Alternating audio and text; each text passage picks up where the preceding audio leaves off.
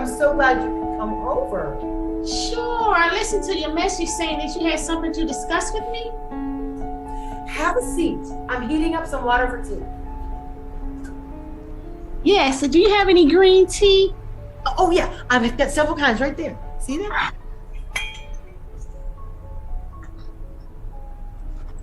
And how are my nieces? I bet they're growing like weeds, right? Honey, they're giving me a run for my money. Mm-hmm. And how are your girls and my cow? Well, the girls are fine. And Kyle's doing great. You know, speaking of Kyle, I've been wanting to have this conversation for the last 2 weeks. You remember our anniversary was 2 weeks ago, right? Yes, I remember. Well, when Devin and I were driving home from dinner, you called him and asked about having Kyle sing at your 50th birthday party, right? Yes, I did. Oh no, is there going to be a problem? I really would love to have him sing. No. That's fine. I wanted to talk to you regarding your response when Devin said that he wanted to drive Kyle to Minnesota a day early and then spend the night. I vaguely remember Devin saying that he would drop Cal off and go home. Mm-hmm. Well, during your conversation and after Devin stated that he wanted to drive Kyle to your home, you asked him a question. Do you remember? No, I do not. Refresh my memory. You said, and I quote, "Can I ask you a question? How old is Kyle? Can he drive himself?" Yeah, I could have. It was like 2 weeks ago. Now let me refresh your memory. We had this conversation several years ago. I thought I had made it perfectly clear about keeping your comments when it comes to my son to yourself. I was offended yet again by the question and the comment that you made in reference to Kyle. Now, just wait a minute. What were you even insinuating? What did you mean by the question? Isn't he old enough to drive himself? Like I said, this is the second time that you have made comments regarding my son. You didn't even bother to wait for Devin's response before you started right in making the comments in reference to Kyle. And quite frankly, I am tired of it. I feel like Kyle is an adult and that he should be able to make his own decisions. Well, what makes you think he doesn't? First of all, he's driving a very unreliable van.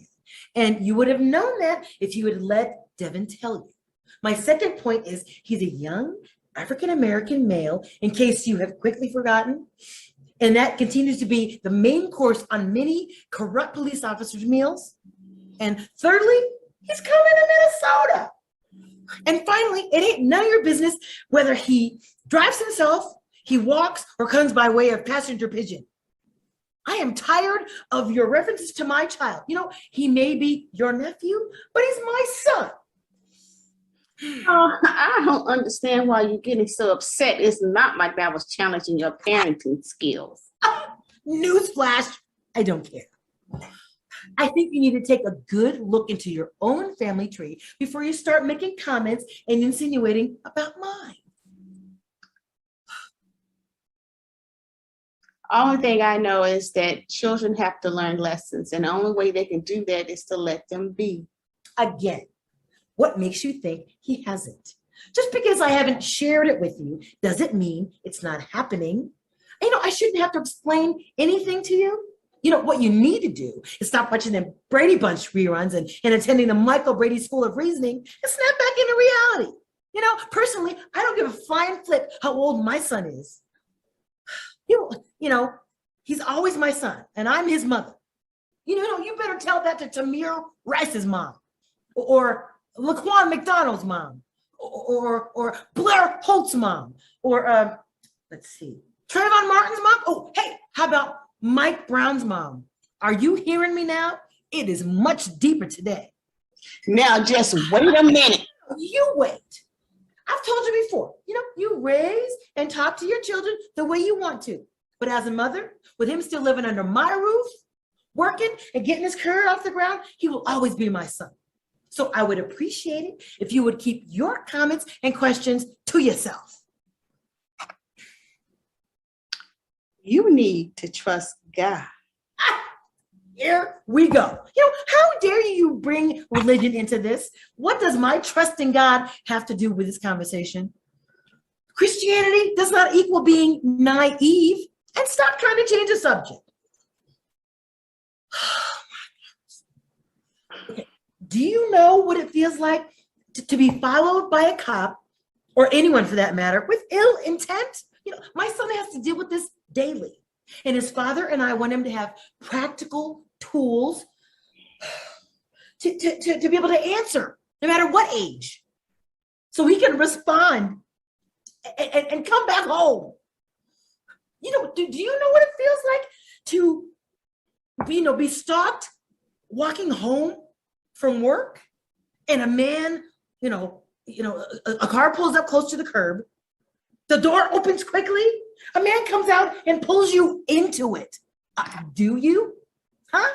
Or how about being followed by a cop only to be pulled over, flashlight in your face, asked about guns and drugs, handcuffed, slammed to the back of your trunk, left standing in sub-zero weather in a not so friendly part of town, with no access to a phone after midnight? Do you? Come on.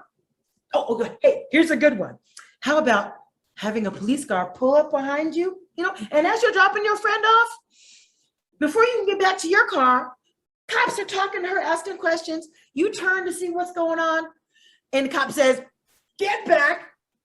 And he's got his hand on his gun as if you're a threat and you're 6 months pregnant. I pray for my children daily that they make wise choices, learn from their mistakes, and grow. So I will not let you or anyone other than my husband dictate the standard regarding my children. Especially questioning and making comments about something you don't know anything about. And I think you need to be very careful when you're talking about somebody else's kid. No matter how you may feel about the situation, like the song says, if you live in a glass house, don't go throwing no stones. And on that note, I have said my piece, and I hope you will finally respect it. I'm sorry that it bothered you so much. Well, now you know. Again, you don't know what's happened in another person's household or their family. Just focus on your family.